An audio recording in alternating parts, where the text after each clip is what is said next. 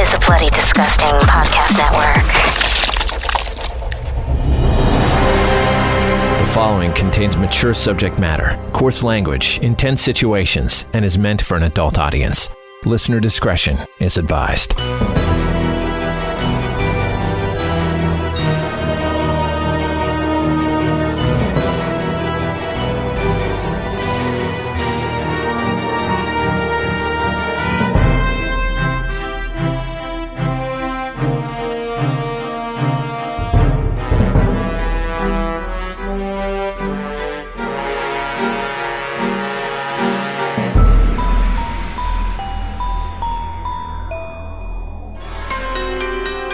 Love has the power to make one simply fall to pieces.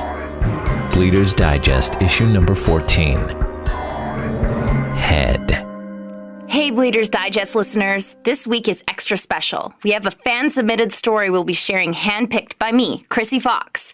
Mark Steensland reached out to us via our socials and has been an avid and interactive listener every week. He asked if he could submit a story, and we said hell yes. It's a sweet tale of a lonely man looking for love in some very dark and twisted places. Mark is a super talent and also one of the screenwriters of the 2021 horror film Jacob's Wife. Mad props to him for being our first fan-shared story.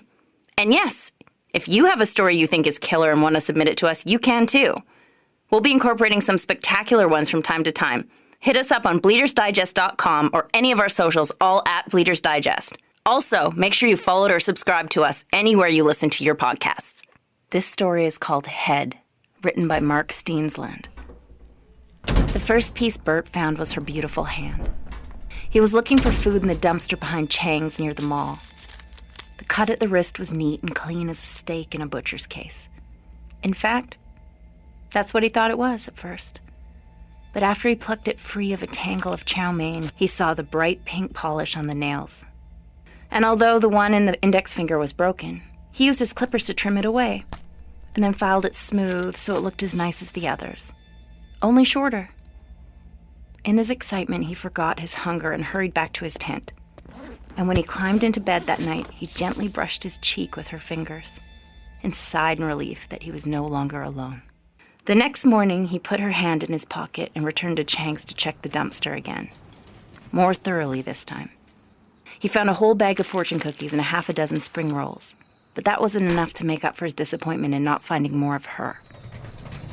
He worked his way down the alley, pushing his cart ahead, then parking and digging through dumpsters, hoping against hope he would find what he was looking for. He found her arm next, behind the Pizza Palace near the freeway.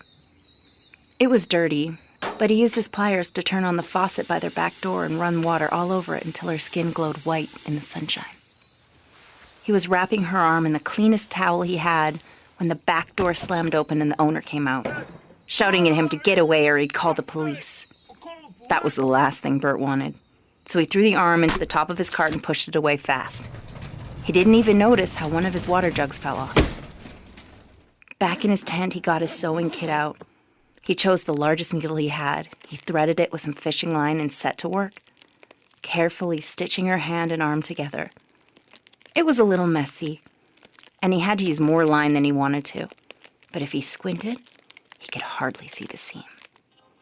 He took his shirt off and put her arm across his chest, imagining the rest of her by his side.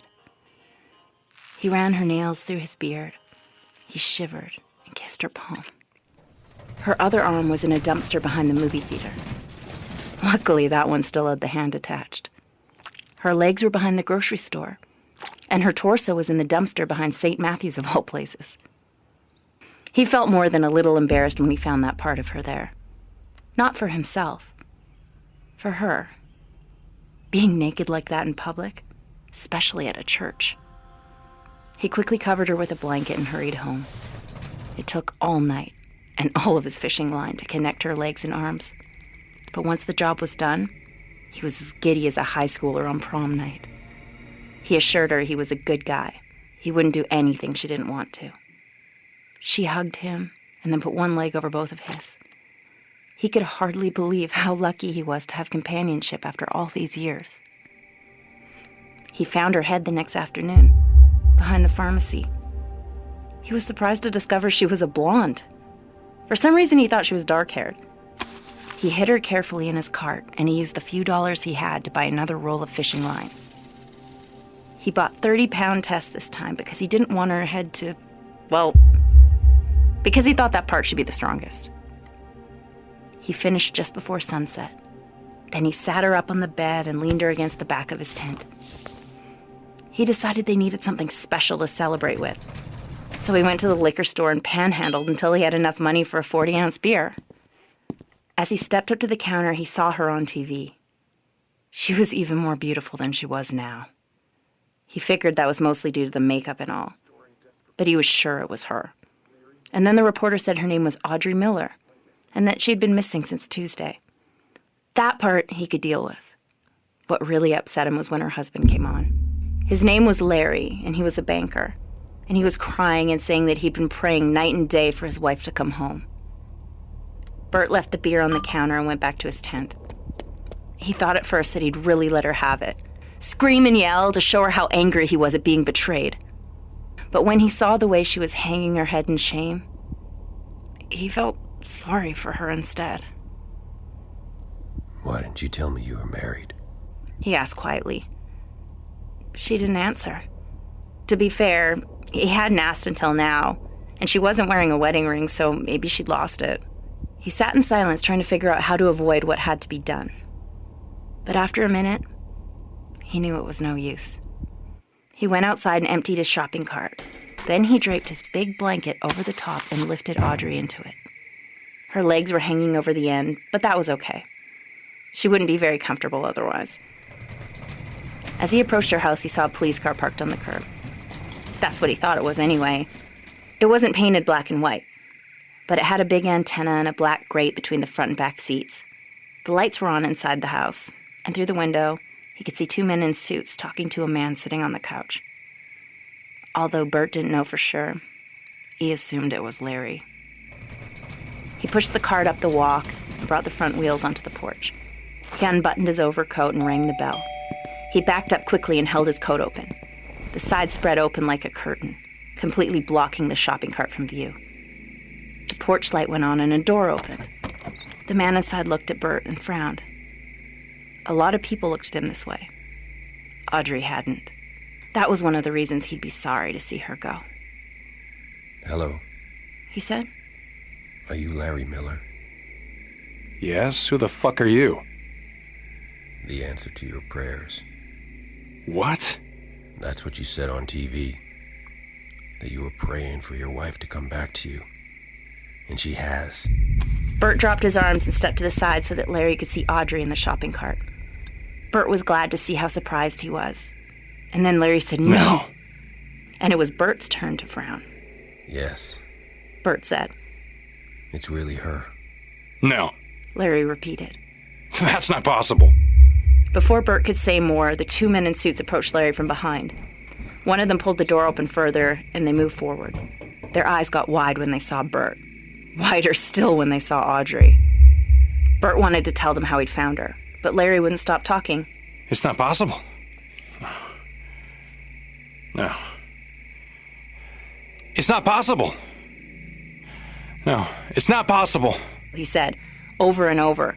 And then he said, I took her apart. I put every piece in a different dumpster. It's not possible. But when Burt heard this, he stopped smiling.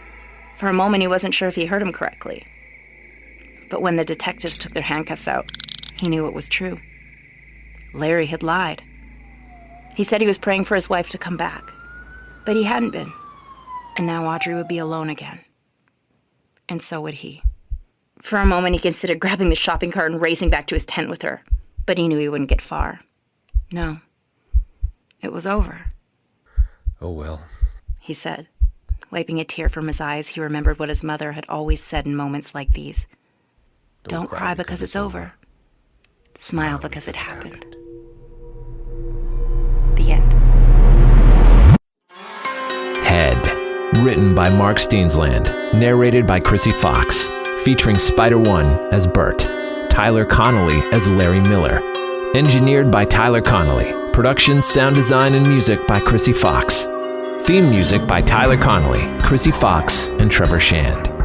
Bleeders Digest is created and curated by Spider One, KRSY Fox, Trevor Shand, and Lauren Shand. Subscribe on your favorite podcast provider to never miss an episode. Bleeders Digest is a presentation of the Bloody Disgusting Podcast Network.